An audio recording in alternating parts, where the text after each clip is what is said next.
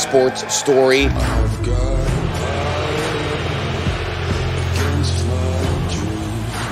We live in this world where either you're a villain or you're a superhero. Way outside, delivers! A dazzling display.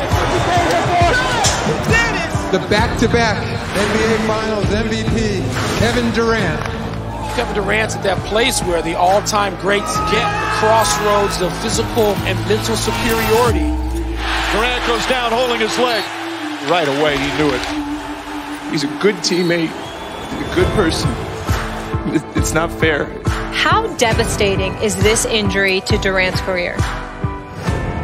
Y'all know who I am. I'm Kevin Durant. Let's be honest, Kevin Durant's time with Golden State saw more highs than lows, including his back-to-back Finals MVP awards while helping the Warriors win 2 championships. However, there were reported behind-the-scenes drama and a public display of frustration between KD and Draymond Green on the court. In a recent article, ESPN senior writer Zach Lowe chronicled some of the pressure KD felt following the first title with Golden State. While working with Steve Nash, a Warriors consultant, Durant expressed feelings of being unfulfilled following the title win. Lowe also wrote about Durant withdrawing and head coach Steve Kerr telling the superstar that he didn't want to lose him. Stephen A., I understand you have some information. The floor is yours. You know, listen, just bear with me, Max, Molly, for a second. Let me just break a few things down. Number one, understand something. I want to emphasize I have not spoken to Kevin Durant about this. Okay. At all. Okay? Kevin Durant's laying low. Kevin Durant don't want to answer no questions any damn way. He likes to complain when you say something he don't like. You know, you'll hear from him then, but he's not too interested in being quoted in this day and age. And I have not spoken to him about any of this, but let me just break something down to y'all. He's gone from Golden State. You saw what happened with him and Draymond in that huddle against the Clippers. Draymond basically just said, go to hell. You know, we don't need you. You planning on you out the door any damn way. And by all accounts with the Golden State Warriors, Draymond Green stepped over the line and was a bit too flagrant with his disrespect towards Kevin Durant. But part of it was because he felt a bit betrayed because he knew that Kevin Durant was on his way out the door. And after they recruited him and showed him love after he departed from OKC, they thought that they deserved better. His relationship with Steph Curry, they're cool with one another. It's impossible to dislike Steph Curry. He's one of the nicest guys in the world. And you know, he's got love for KD. But KD knew that he would never be Steph Curry in Golden State. Steph Curry could do no wrong. He was the golden boy.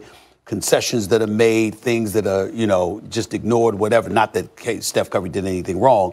But Kevin Durant knew that the star treatment that Steph Curry received, he definitely did not think that was reserved for him. One of the other things that hasn't been talked about, Kevin Durant did not have the greatest relationship with Steve Kerr. He wasn't too fond of Steve Kerr at all. I don't know the particulars, but I do know that, okay? The team was a team. Kevin Durant was a part of the team, but he was his own man, very independent. People didn't know too much about him. He pretty much ISO'd himself. But the reason why all of this is relevant is because we look at Kevin Durant and we know him to be a very good person and a very good man. Although he can be sensitive in some people's eyes sometimes. Not me, I have no problem with it, but other people says he has rabbit ears.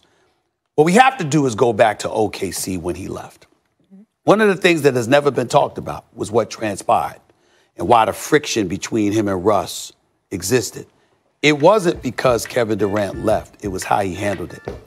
According to what I have been told, the night before Kevin Durant flew to the Hamptons and the other 4 dudes, Iguodala, Draymond, Steph, and Klay met with him, Kevin Durant had dinner with Russell Westbrook, Nick Collison, I think Royal Ivy, but I'm not sure, and literally looked Russell Westbrook in the face and told him, I'm not leaving.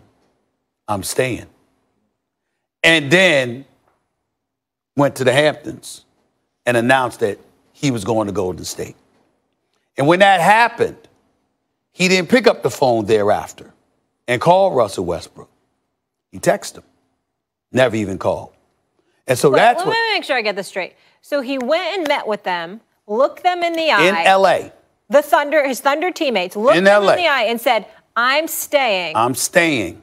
I have a question about that, too. And then left for the Hamptons. And then told them and then he's decided to go to Golden them. State and then text Russell Westbrook, but didn't call. Why would you do that? Wait, I have a question. Right. Did, to your knowledge, he knowingly lied to Russell Westbrook at the time, No. or was his mind changed? His mind was changed. Okay. His mind was changed. Oh, then that's not bad. His mind was changed. Yeah. But the point is that it doesn't matter. Yeah. Because in Russell Westbrook's eyes, you told him one thing. Made a commitment. You did another, and then you didn't call me to tell me you changed your mind. You texted me and never called. And then on top of it all the heat was brought to bear because what did people speculate about for months? He didn't want to play with Russ. When, in fact, the bigger problem was Sam Presti. Because one of the other things that I heard was that, if you remember, he had won MVP one year. He really had a problem with, and Kendrick Perkins, to his credit, spoke about this on The Jump and other shows over the last few weeks. Kendrick Perkins alluded to this, but it really happened. Nike wants to put up a big poster on Chesapeake Arena, you know, Kevin Durant, congratulations, MVP, et cetera, et cetera. And Sam Presti and the Oklahoma City Thunder supposedly, allegedly told Kevin Durant and his people that can't be within 10 to 15 miles. You got to do that about 10, 15 miles away. You can't hang up nothing on the arena. You know what I'm saying? In other words, honoring you as MVP. Because? I don't know the reasons why. I don't know. But what I'm saying to you is Kevin Durant had an issue with Sam Presti in Oklahoma City, more so than he had a problem with Russ. But it all speaks to the vitriol from occasion, or the abrasiveness, for lack of a better word, that we witnessed from Russell Westbrook. Because Russell Westbrook sits around and he's taking all of this heat from everybody, when everybody's like, well, Kevin Durant left because of you. And in fact, no, there were other things that went that went into it, and the manner in which he felt, according to what this is what people have been talking about for months. I've known this for a while now, but this is what people have been talking about for months. They're like, this is what happened. So Russell Westbrook had a real big-time problem with how he departed. And why is all of that relevant? Because you left OKC to go to Golden State, because you didn't want people talking about you without a title. You captured a title. Now you go someplace to have a fresh start in Brooklyn. But now you're more grown up than ever. Because one of the biggest problems that everybody has, see, this is what people don't realize about Russell Westbrook. Russell Westbrook can be acerbic. Russell Westbrook can be abrasive. Russell Westbrook is a man. This dude came into the league. He's 19 years of age. He's cutting his own checks. He's paying his own bills. He's handling things. Cats like KD, young, just want to play ball. You got other people handling a lot of things. The reason I bring something so seemingly innocuous like that up is because Russell Westbrook had no problem with Kevin Durant being recognized as the best player on the Oklahoma City Thunder.